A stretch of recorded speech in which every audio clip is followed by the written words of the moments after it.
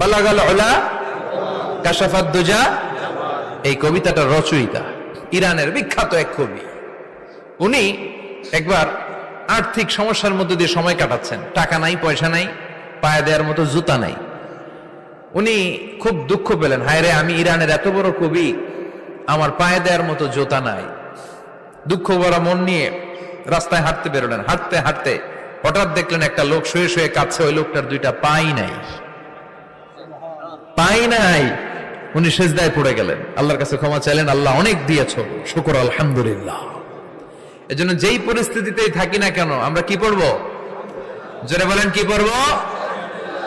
এজন্য কানাতু মিনাল ইসলাম, অল্পে তুষ্ট থাকার নাম হলো ইসলাম। সম্পদ লাগবে কিন্তু সম্পদের পাহাড় লাগবে না, ঠিক কি না? অল্প খান, অল্প পড়েন, অল্প জামান, অল্পের ভেতরে বরকত ঢুকাইয়া দিছে কে? দেখবেন যাদের সম্পদ অল্প তারা সুখী বেশি। জরিপে এটা দেখা গিয়েছে, অনেক সার্ভেতে এটা এসেছে, যারা সম্পদশালী এরা দুঃখী বেশি, এদের দুঃখ বেশি, টেনশন বেশি। খুব স্বাভাবিক, টাকা যার বেশি রোগ তার বেশি, টাকা যার বেশি টেনশন তার বেশি, টাকা যার বেশি ঘরে শান্তি তার কম। আছে না নাই? ঘরের ভেতরে অশান্তি, ছেলে কথা শোনে না, ছেলে টানে গাঞ্জা, মেয়ে করে পরকিয়া। আছে না নাই? স্ত্রী কথা শোনে না, ভালোবাসা নাই, ঘরটা জাহান্নামের টুকরা। রোগ বালাই, এক একটা হসপিটাল বিল পরিশোধ করতে মাসে 5 লাখ 10 লাখ। আছে না নাই?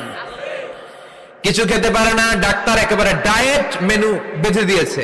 ডায়েট, ভেরি ডায়েট মেনু, এটা এটা এটা এটা কিছুই খাবেন না, শুধু গরু খাবেন না, খাসি খাবেন না, চিংড়ি খাবেন না, খালি ঘাস খাবেন। ইচ্ছে মতো ঘাস খাবেন, মানে ঘাস জাতীয় যত আইটেম আছে সব খাবেন।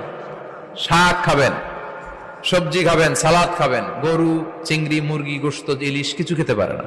তাহলে রোগ বেশি, খাওয়ার মজা নাই, ঘরে সাংসারিক শান্তি নাই, খালি ব্যারাম আর ব্যারাম, ঠিক কিনা?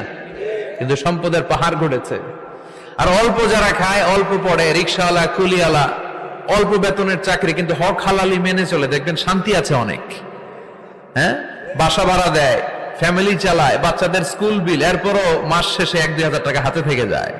আর ওর প্রতি মাসে 10 কোটি টাকা ইনকাম, তারপরও ব্যাংকের ঋণ আছে না নাই? সুখ কারে বলে? কিভাবে আপনি সুখকে ডিফাইন করবেন? সুখ তো টাকায় কিনা যায় না, শান্তি টাকা দিয়ে হয় না, শান্তি দেওয়ার মালিক কে? শান্তি আছে অল্প খেয়ে শুকর করার মধ্যে, শান্তি আছে আলহামদুলিল্লাহর মধ্যে। চিল্লায় বলেন ঠিক কিনা? এজন্য অল্প খাবো, অল্প পড়বো, অল্প জামাবো, অল্পের ভেতরে বরকত দিয়েছে কে?